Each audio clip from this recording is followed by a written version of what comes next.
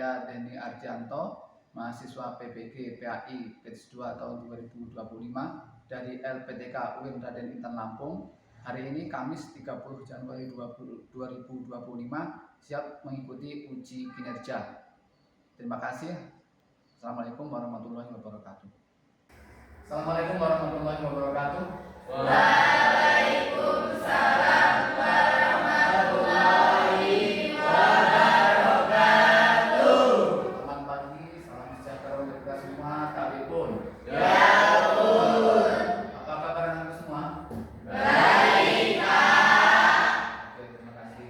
Hari ini berjumpa lagi dengan Bapak di mata pelajaran pendidikan agama Islam dan budi. Oke, sebelum kita mulai pembelajaran hari ini, Bapak ingin melakukan presentasi terlebih dahulu. Dari 26 siswa di 12 AK1, ada nggak ahlinya yang sudah hadir? Ada. Siapa yang nggak hadir? Nuresa. Kenapa katanya nggak hadir ya? Sakit. Oke, kita doakan ya Nur Aziza, semoga cepat sembuh dari sakitnya sehingga bisa beraktivitas seperti biasa lagi. Amin. Kemudian Bapak ingin memeriksa terlebih dahulu ini kerapian dan kebersihan kelas kita. Coba dicek di laci-laci itu masih ada nggak sisa-sisa sampah kemarin. Kalau ada sampah dibuang di tempat sampah ya. Udah bersih berarti lacinya. Baik.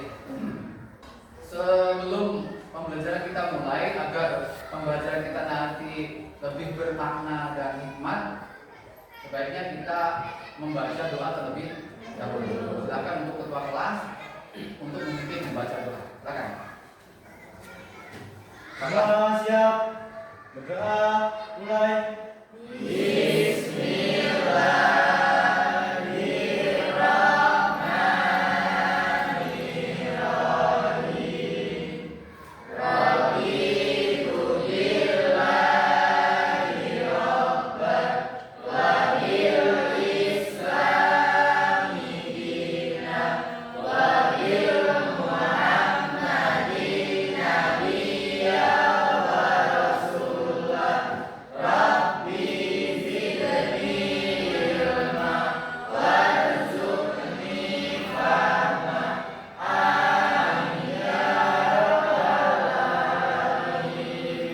Amin ya robbal alamin.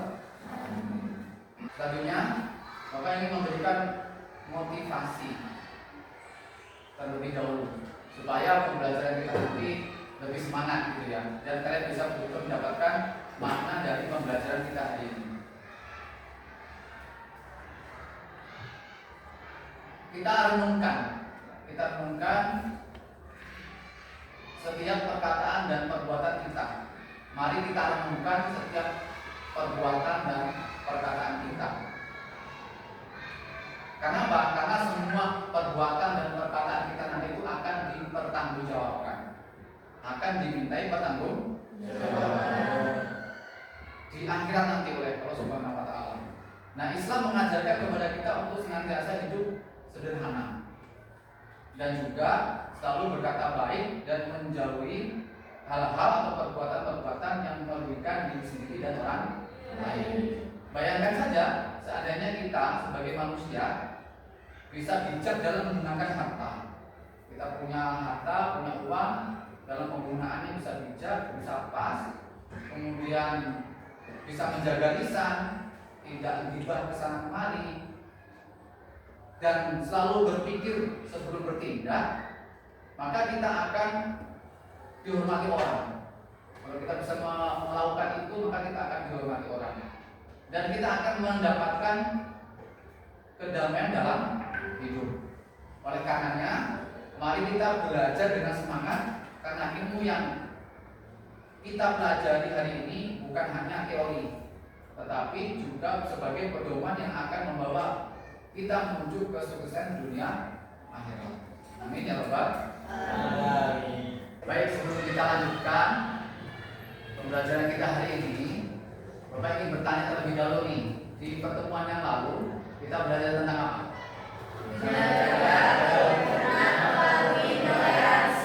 Menjaga kerukunan melalui toleransi. pentingnya menjaga kerukunan dan toleransi di masyarakat Indonesia yang multikultural, yang sangat beragam. Bagaimana pentingnya coba? Sangat penting. Karena Indonesia ini adalah negara yang multikultur. Tidak hanya budaya saja, tapi agama, suku, adat istiadatnya sangat beragam. Kalau kita tidak menjaga kerukunan lewat jalan toleransi tadi, bahaya Indonesia ini. Negara kita ini bisa terpecah beraneka ragam. Oleh karena itu, ya, dengan kondisi negara kita yang beraneka ragam, maka kita perlu menjaga keutuhan negara kita ini dengan kerukunan tadi. Nah, kalian, Bapak harap juga seperti itu. Selalu semangat belajar, semangat mencari ilmu dengan tetap menjaga kerukunan. Jangan sampai kemudian antara sesama teman sekelas pemain di sini sampai terjadi perselisihan sehingga menimbulkan ketidakrukunan. Kalau sampai dalam satu kelas tidak rukun, maka belajar juga tidak akan ya. Dan perilaku perbuatan-perbuatan yang tidak rukun itu juga merupakan salah satu perilaku yang tidak baik, salah satu perbuatan tercela. Untuk sekarang kita akan membahas tentang materi yang berjudul akhlak tercela. Apa? Akhlak tercela. Kita akan mendalami apa saja sih sifat-sifat atau perbuatan-perbuatan yang masuk kategori akhlak tercela. Bapak ingin mengajak kalian untuk berenung tentang fenomena sosial yang mungkin sering terjadi di lingkungan kita. Sikap-sikap yang tidak baik atau perbuatan-perbuatan yang tercela, yang mungkin kadang-kadang kita sendiri pun melakukannya. Tentang apa itu? Misalkan ya, perilaku pemborosan itu juga perbuatan tercela. Hidup boros ya, sesuatu hal yang tidak penting dibeli misalkan, kan bagian daripada pemborosan. Kemudian gosip, menggunjing orang, membicarakan tentang kejelekan orang. Bahkan menggosip itu kalau sekarang lewat media sosial. Nah itu. Kemudian menyebar fitnah, ngomongin orang yang tidak benar. Itu adalah contoh-contoh perilaku yang tidak benar. Bayangkan misalkan kalau kita dalam kehidupan sehari-hari ini bisa terhindar dari semua perbuatan itu. Dan memang itu harus kita lakukan. Kenapa? Karena semua amal perbuatan kita ini nanti di akhir akan dimintai pertanggungjawaban. Makanya kita harus menjauhi perbuatan-perbuatan tercela. Nah, kalau dalam kehidupan sehari-hari kita sudah menghindari perbuatan tercela, kita melakukan hal-hal yang baik, maka kehidupan kita ini akan banyak hal-hal positif, hikmah-hikmah dalam kehidupan yang banyak akan kita dapatkan. Nah, dalam pembelajaran hari ini yang berjudul tentang akhlak tercela, ada beberapa tujuan pembelajaran yang akan dicapai. Tujuan pembelajaran hari ini yaitu nanti kalian akan diharapkan mampu memahami tentang apa itu pengertian israf, ya, perbuatan tercela, yaitu israf, tabdzir, ghibah dan fitnah, serta bagaimana cara menghindari perilaku tersebut berdasarkan ajaran ini Islam. Agar pembelajaran kita hari ini lebih semangat, kita ice breaking terlebih dahulu ya. Iya. Ice breakingnya ini tentang dimensi profil pelajar Pancasila. Kalian ikuti gerakan dari Mbak Putri Diana. Oke, siap? Yuk.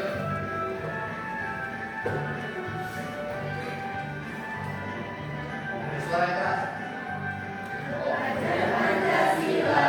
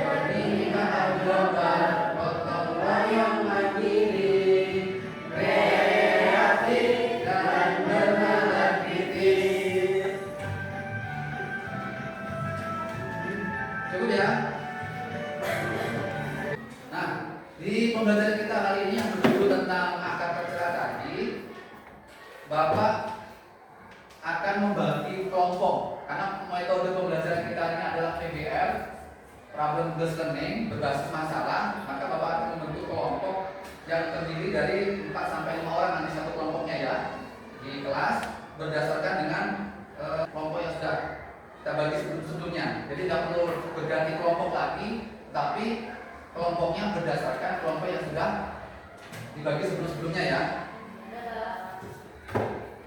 Nah, di dalam studi kasus yang akan Bapak perintahkan kalian pelajari nanti, Bapak akan meminta kalian untuk mendiskusikan terkait dengan perilaku-perilaku yang masuk kategori israf, tabzir, ghibah dan fitnah. Kalian nanti diskusikan contoh-contoh perilakunya apa saja, kemudian kalian simpulkan, kalian diskusikan juga dampak negatifnya apa saja. Dampak negatif untuk diri sendiri, dampak negatif untuk orang lain, dan dampak negatif untuk masyarakat. Namun terlebih dahulu Bapak ingin memutarkan video pendek terlebih dahulu untuk jadi bahan kalian diskusi nanti. Disimak ya. Bapak mulai dari video pendek tentang israf, perilaku hidup israf. Silakan simak.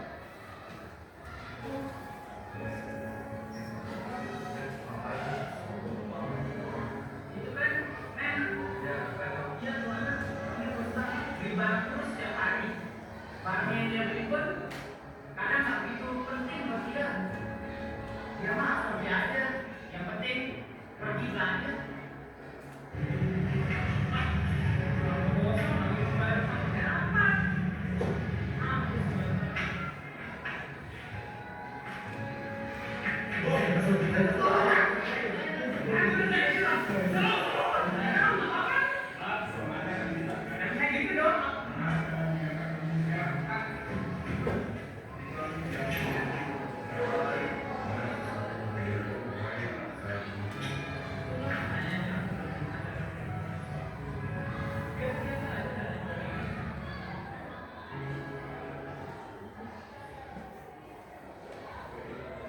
Itu tadi video pendek tentang perilaku hidup israf dan tabzir.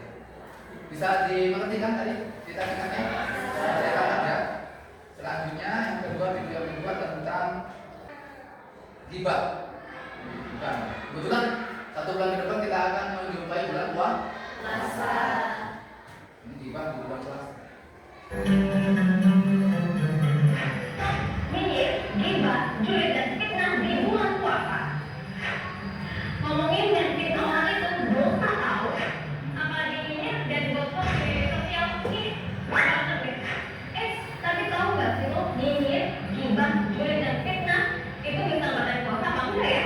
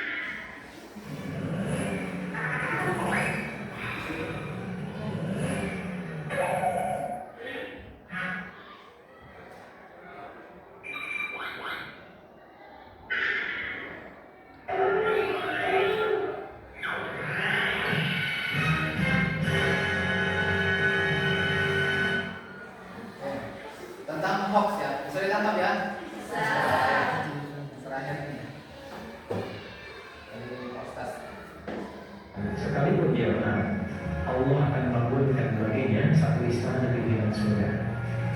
Kalimat benar itu saja. Karena Anda nggak usah tanya kenapa di pinggiran Rasulullah. Ya penting apa?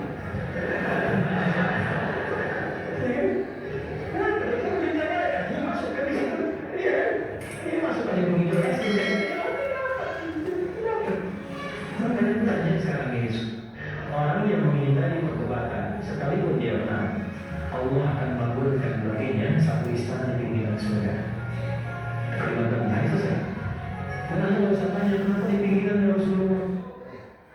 Bisa ditangkap? Tadi yang pertama video tentang perilaku israf dan takzir. Yang kedua tentang ghibah. Yang ketiga tentang hoax ya, berita hoax. Yang keempat video tentang menghindari perdebatan. Kalian Bapak minta untuk mendiskusikan perilaku dari israf, takzir, ghibah dan fitnah. Identifikasi juga dampak dari 4 perilaku tadi berdasarkan video tadi yang sudah bertanyakan, tayangkan video pendek tadi. Dampak israf misalkan apa? Bisa ditangkap kan? Kemudian kalau suka menyebarkan berita tidak benar, hoax, apa akibatnya? Perilakunya seperti apa tadi? Bisa ditangkap kan? Kemudian dengan menghindari perdebatan, manfaatnya apa? Itu nanti Bapak minta seperti itu. Nah silakan sekarang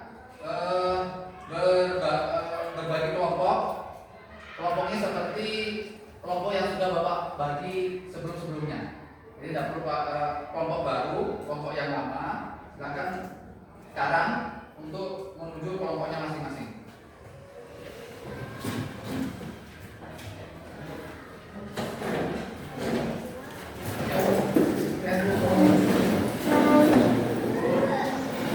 Baik, jadi berdasarkan video yang sudah Bapak tampilkan tadi, ya, yang sudah kalian amati, kalian tonton bersama, Bapak ingin meminta kalian berdasarkan kelompok sudah terbentuk sekarang ini. Yang pertama adalah untuk mengidentifikasi perilaku-perilaku yang berkaitan dengan israf, takzir, ghibah dan fitnah. Kelompok 1 khususnya nih, kelompok 1. Tugas kalian adalah mengidentifikasi perilaku-perilaku israf dan takzir. Kemudian analisis juga dampaknya apa? Dampak negatifnya untuk diri sendiri, orang lain dan masyarakat. Paham ya? Kelompok 3 bagaimana? Sudah ketemu? Sudah. Oke. Selanjutnya, kalau sudah teridentifikasi contoh perilakunya, dampak negatifnya apa, Bapak minta kalian untuk masing-masing kelompok untuk menganalisis sebab-sebabnya perilaku itu kemudian dilakukan apa. Ya, untuk semua kelompok ya. Ya. Kalau sudah semua, sekarang waktunya untuk presentasi hasil diskusi. Jadi Bapak minta perwakilan kelompok untuk maju ke depan mempresentasikan hasil diskusinya.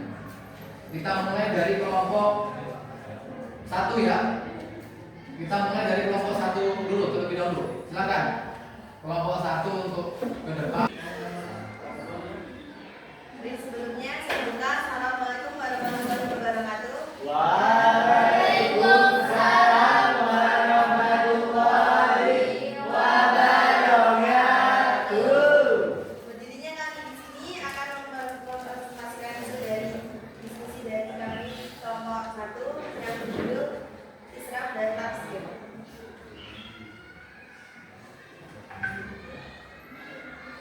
Yang akan dibacakan oleh Tina dan Natal dan Putri.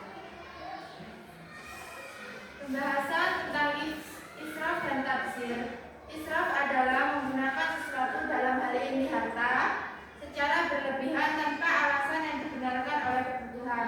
Sedangkan takzir adalah pemborosan yang tidak hanya berlebihan, tetapi juga tanpa tujuan yang bermanfaat atau bisa dianggap sia-sia. Identifikasi perilaku yang termasuk israf: membeli barang-barang elektronik yang tidak dibutuhkan, makan di restoran mewah yang tidak terjangkau oleh banyak orang. Identifikasi perilaku yang termasuk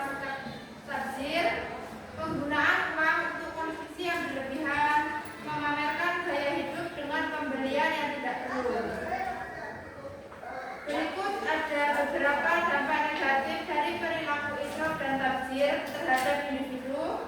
Yang pertama, kehilangan keseimbangan keuangan pribadi atau pemborosan harta yang tidak terkendali dapat menyebabkan individu mengalami kesulitan finansial.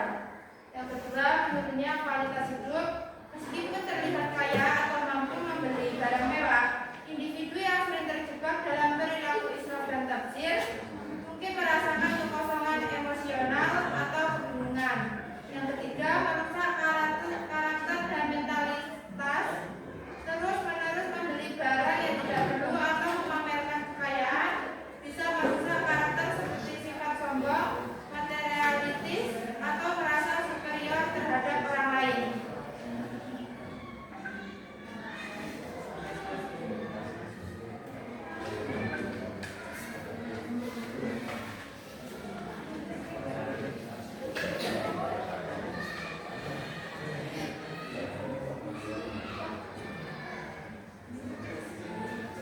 Ada pula dampak negatif terhadap keluarga dan terhadap masyarakat. Yang pertama, dampak negatif terhadap keluarga, menambah beban keuangan keluarga. Jika anggota keluarga terlibat dalam perilaku israf atau tabdzir, ini dapat menambah beban keuangan keluarga, terutama jika pengeluaran tidak sesuai dengan pendapatan. Yang kedua, ketegangan dan konflik dalam keluarga. Pemborosan harta dapat menyebabkan konflik dalam keluarga. Misalnya, pasangan atau anggota keluarga lainnya mungkin merasa cemas atau marah karena pengeluaran yang tidak bijaksana. Yang ketiga, contoh buruk bagi anak-anak.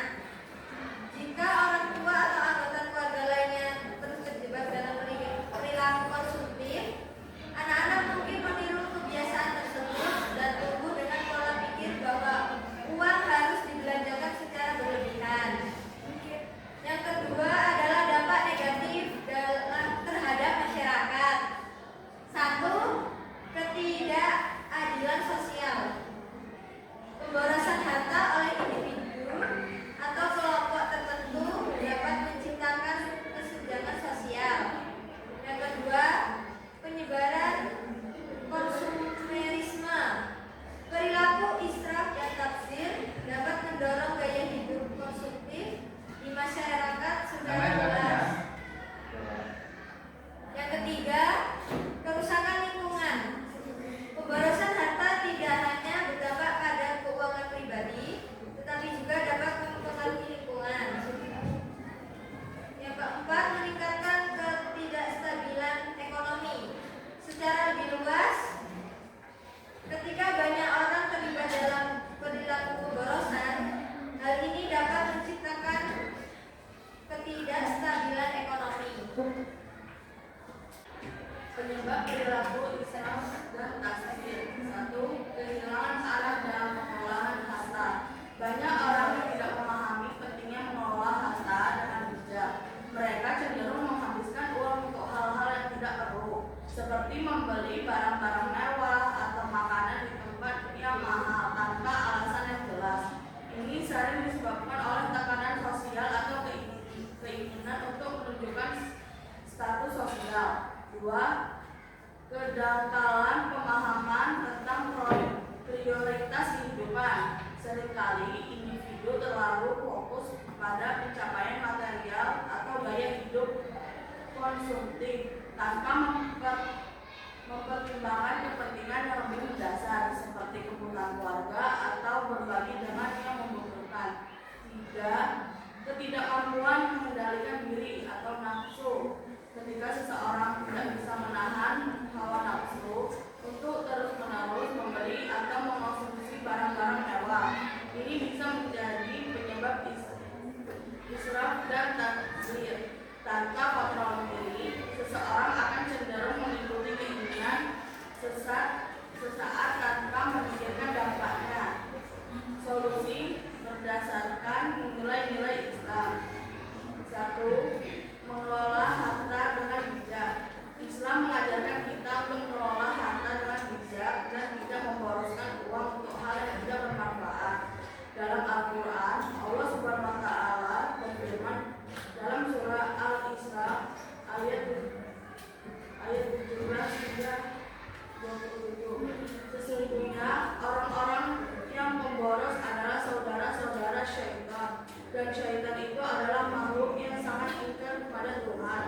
Ini menunjukkan bahwa pemborosan adalah sifat yang tidak terpuji dalam Islam.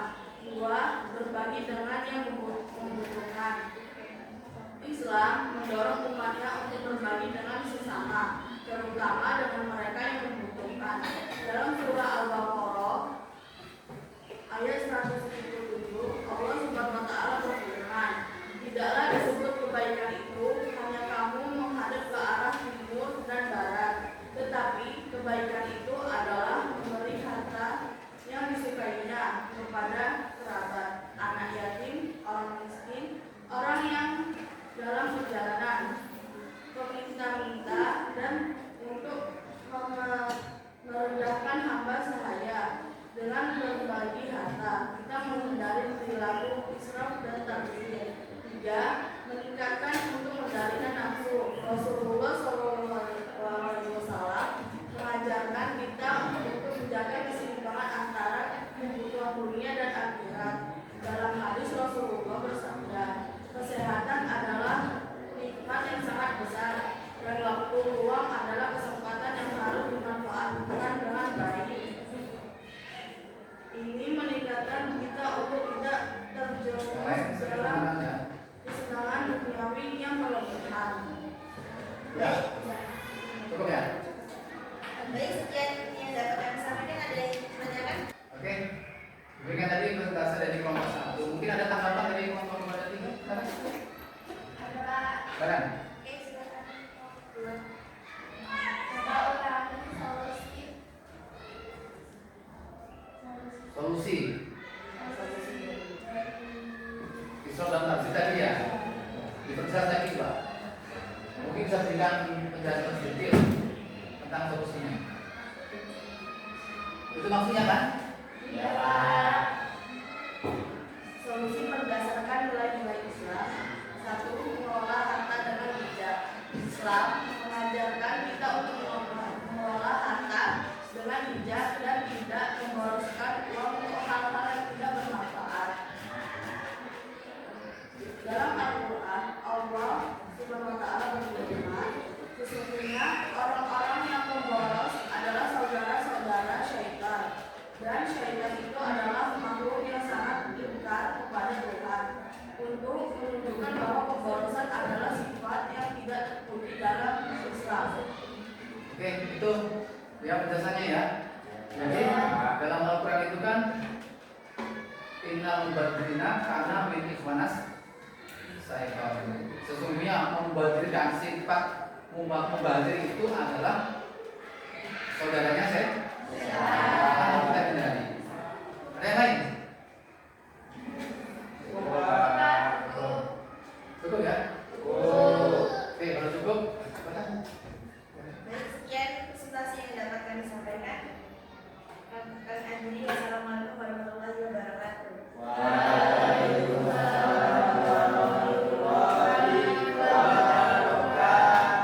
Apa untuk kelompok 1?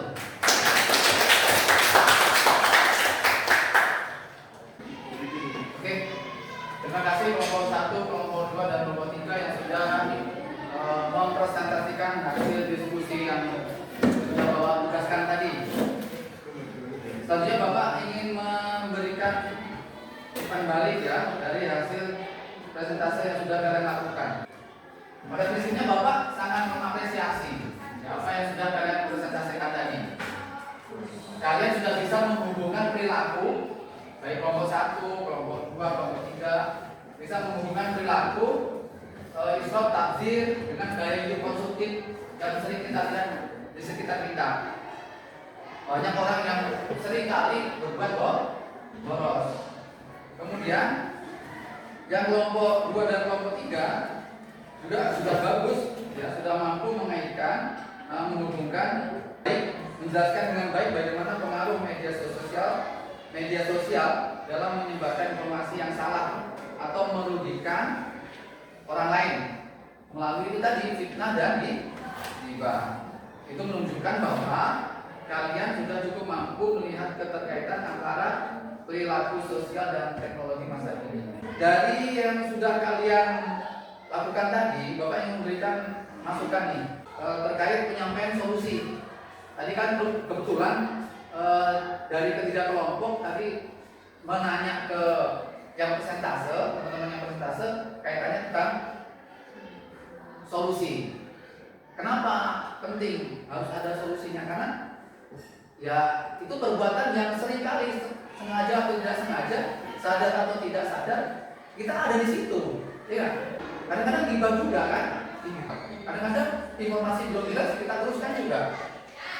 Maka untuk kaitannya dengan solusi, saran Bapak ini masukan dari Bapak, sebaiknya kalau misalkan bisa nanti ke depan kalian tambahkan, kalian perkaya dengan menambahkan lebih banyak tindakan konkret yang bisa dilakukan oleh individu dalam kehidupan sehari-hari. Misalnya dalam pengelolaan harta. Jadi supaya nggak israf itu, bagaimana pengelolaan hartanya? Kan tadi belum muncul tuh. Supaya ini harta ini duit kita, ya kan? Tidak dibelanjakan kepada hal-hal yang tidak penting. Caranya bagaimana? Alangkah baiknya kalau misalkan kita tabung. Itu contohnya yang konkret. Kemudian dalam hal hibah fitnah tadi bisa diberikan contoh penerapan aplikasi misalkan. Jadi ketika mendapat informasi itu jangan langsung share. Biasakan untuk klarifikasi dulu, ya. Sharing sebelum share. Itu contohnya. Jadi jangan ketika ada informasi langsung sebarkan. Yang jelas secara keseluruhan persentase yang sudah dilakukan oleh kelompok 1, 2, dan 3 sudah sangat informatif ya, sudah sangat jelas.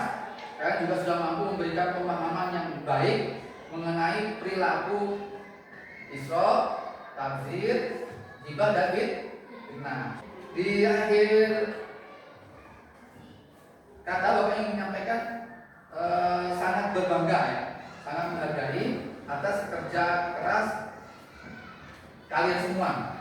Semoga apa yang kalian pesankan hari ini bisa bermanfaat dan bisa menjadi pelajaran untuk kita semua. Terus semangat ya. Oke, di bagian akhir sebelum pembelajaran kita nanti selesai ya, di bagian minggu depan, di bagian akhir dari proses diskusi yang sudah kita lakukan, presentase, Bapak ingin menyampaikan, ingin mengajak diskusi ke seluruh kelas terkait materi yang sudah kita pelajari tadi ya. Jadi dari proses diskusi tadi ya, Bapak ingin minta salah satu di antara kalian memberikan pendapat bagaimana solusinya untuk bisa menghindari dari perbuatan tabdzir dan israf.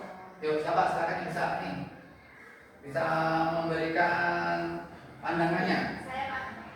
Iya, katakan. Contohnya bisa dengan mengelola pengeluaran kita dengan bijak, membuat anggaran dan memprioritaskan kebutuhan yang lebih penting. Jangan mudah terpengaruh dari hidup konsumtif atau finansial. Oke, itu ya contoh konkret tentang bagaimana solusi supaya tidak terjebak dalam kebiasaan israf dan tabdzir. Kemudian Bapak ingin juga mendengarkan pendapat bagaimana dengan ghibah, tentang ghibah dan fitnah.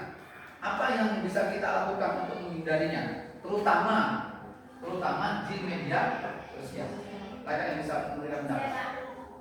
Ya, Kita harus selalu memastikan informasi yang kita terima benar sebelum dibagikan. Jika kita mendengar sesuatu yang buruk tentang orang lain, lebih baik diam atau mengklarifikasi terlebih dahulu. Menggunakan media sosial dengan bijak sangat penting agar tidak mudah terjerumus dalam ghibah atau fitnah. Oke. Kata kuncinya adalah memeriksa, memverifikasi kebenaran informasi. Ya, benar sekali.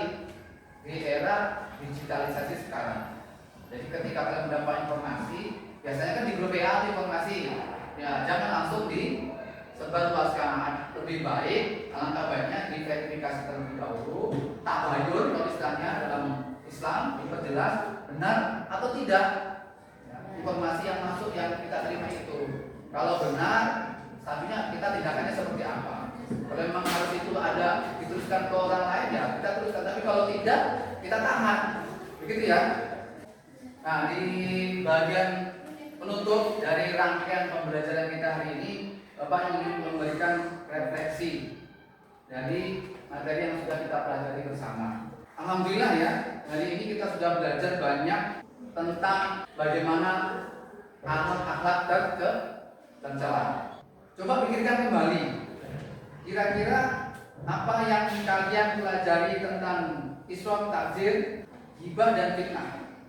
Bagaimana menurut kalian perilaku-perilaku tersebut bisa merugikan diri sendiri, orang lain dan masyarakat?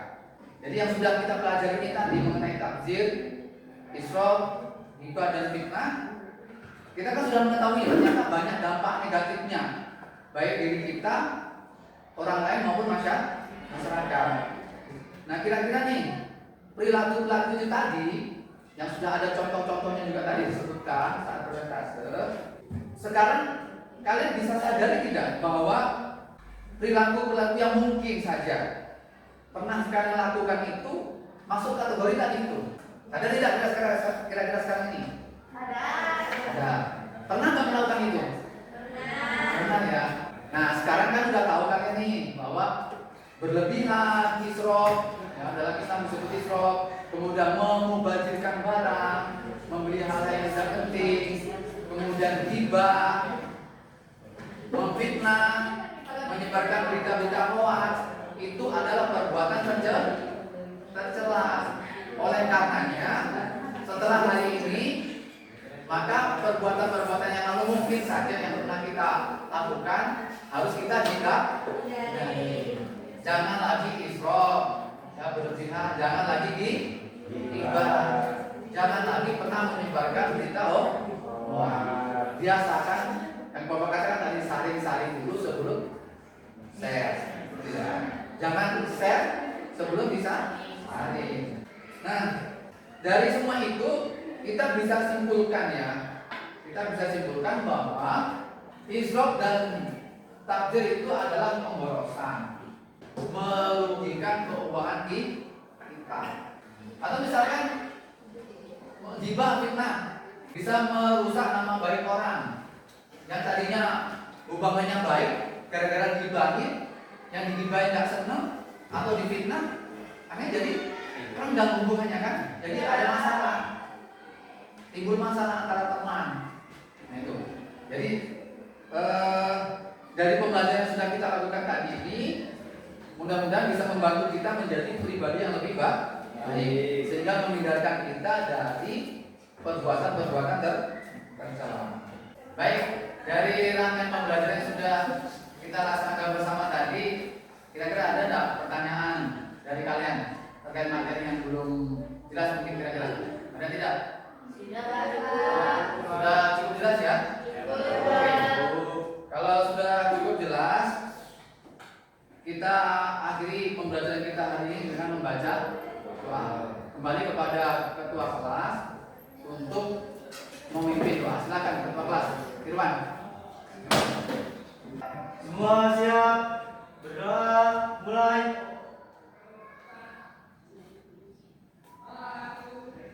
Berdoa, selesai. Oke, terima kasih kebersamaannya hari ini.